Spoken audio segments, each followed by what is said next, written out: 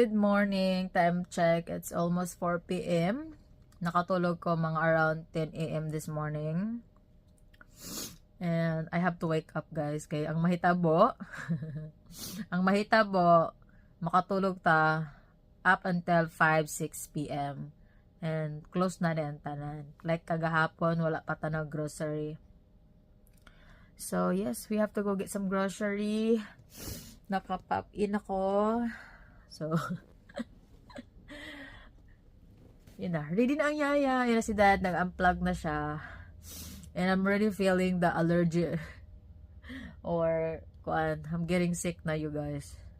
I hope it's not too bad. Because, hunsaon na lang. Pero, kaya nun hapon because you have no choice. Kasi yaya ka lang. So, yes. We're gonna go get some grocery. Tulog yung mga bata na sila sa likod. Ayan. They'll take over the